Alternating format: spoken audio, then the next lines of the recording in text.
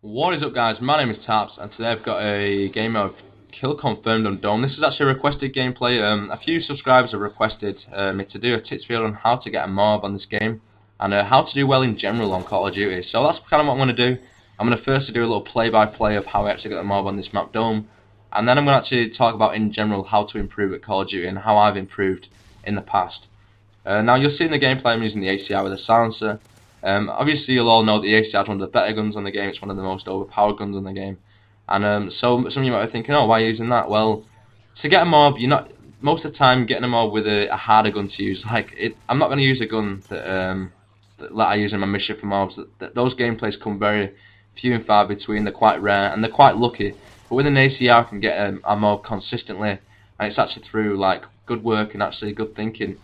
So that's kind of why I'm using the ACR, and obviously the silencer is going to help me out to flank the enemy. And did you see that panic knife? That was dirty. But the silencer helps you out. So this is the start of the streak I actually go on the MOAB with. And I'll do a few play-by-plays, a few little edits and pauses to show you guys what I was actually thinking. So here's the first one. You'll see on the minimap there's 5 red dots right in the middle of the map there. Obviously that's not a good gunfight to run into, but I kind of stupidly run into it. But I do notice that car on my right hand side wasn't blowing up yet, so I did throw my Semtex at it and picked up a nice little triple kill, and then picked up that 4th kill and got out of there because I know that's a very high traffic area. I pick up that one guy there, and now let's pause it here.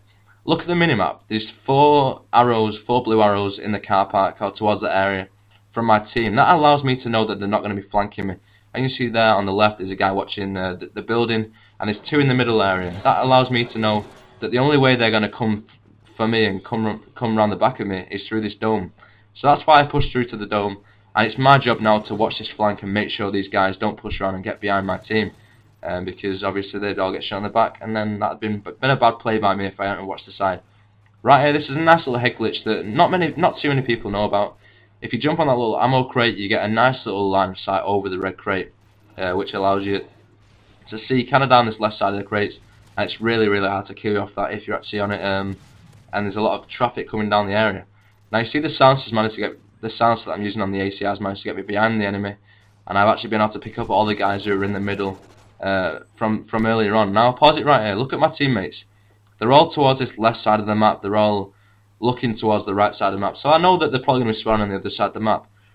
From previous knowledge of the map, I know there's a spawn point in the right in the corner of the bunker, and as I can show you right here, look at where they all spawn. There's 3 of them that spawn right there in the corner that I was talking about. And I kind of knew that they were going to spawn there.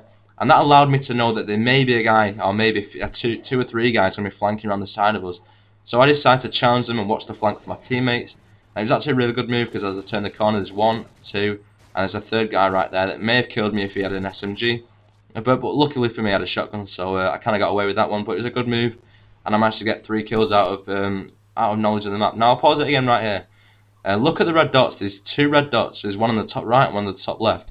That kind of confuses me, and I don't really know exactly where they're going to be spawning. So I decided the best move from here was to go to high ground. From that way I can see where the majority of the enemy are, and I can kind of know where they're spawning. As you see, I pick up the guy on the right, I pick up the guy in the middle, and I pick this guy off on the left. So it was a good move. It was a nice little move. But you don't want to stay in a place for too long. If you stay in a place for too long, then you get a grenade thrown at you, you'll get Semtex thrown at you. So you want to keep on moving and try and move around the map. Now right here, pause it. On my motion sensor, there's 2 guys entering the building to my right. I don't really want to challenge the guys. There's 2 of them and there's only 1 of me, and I don't exactly know where they are. So I decided to lay him prone and wait out this gunfight and make them come to me. And as you see, it works very well. That guy was using a shotgun, so it obviously wasn't a good gunfight for me to enter. And it worked out really well, because the other guy went to the other side of the dome, and I got lucky there with that kill, because he quick scoped me, but somehow I survived that. Now I watch my backside again here, and there's another guy there. And as you can see, I'm using my secondaries. The FMG9s are the most overpowered secondaries, but I'm not going to put myself at a disadvantage when I'm going for a MOAB. So I make sure that I use them secondaries to the best of my ability, and I do get the MOAB right there. And I get this guy with his motion for it, with his tactical insurgent twice, and then I get killed off a stealth bomber. But anyway, that was my little play-by-play. That's kind of what I was thinking as I was going through this gameplay. I mean, I do a lot of these decisions that I make during the game. I do them self-consciously. I don't really think about it that much. If I actually thought about it as much as I was editing in this video, then my brain would probably hurt quite a lot. But I kind of do it self-consciously from playing the game a lot and knowing the maps and knowing how they work. So that's kind of how I make those decisions without really thinking about it too much. So I'll move on to the part of the video where I'm going to talk about in general how to be good at Call of Duty. Now, as I just said, I've played the game for a lot. I know how the game works, and that's kind of what you guys have to do. There's two main pointers. There's two main skills to be good at Call of Duty. The first one's knowledge, and this is probably the bigger one. Knowledge of the game and how it works is a really big factor. As you've seen in my little edits in this gameplay, I've used the minimap a lot to describe what was going through my mind, and that's kind of what you guys have got to do when you're playing. The minimap's a really helpful feature to the game. Even if you haven't got a UAV up, you can still use the minimap as kind of a UAV. Wherever your teammates are, that's usually where the enemy team isn't.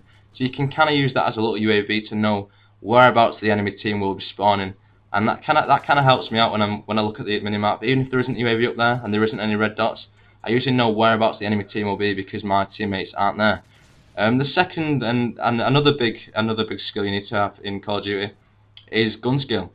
It's not as big as knowledge in my opinion, because knowledge of the maps is really important, but gun skill is also important, and you don't really get gun skill from, like, if Call of Duty Modern Warfare 3 is your first Call of Duty, or Black Ops maybe was your first one, then your gun skill probably won't be the best, not as good as people who played since Call of Duty 4. So basically, there's not really any tips I can give you for gun skill apart from you've got to play the game. You can't pick up amazing gun skill straight away after coming into this game. You need to play the game a lot, learn how the game works, learn how the movement, learn how the aim down sights works, and that's how you improve your gun skill overall. So the final score of 53-3, that is a pretty amazing score for a kill confirmed without any kill streaks. So I hope you enjoy this, guys. I really hope it helped you out. I did a bit of editing for a change in this gameplay. So I hope you enjoyed. Remember to like the video and leave a comment if it actually helped you out. Also leave a comment if there's anything else you want to know, any other videos you want to see. And yeah, so I'll see you guys later.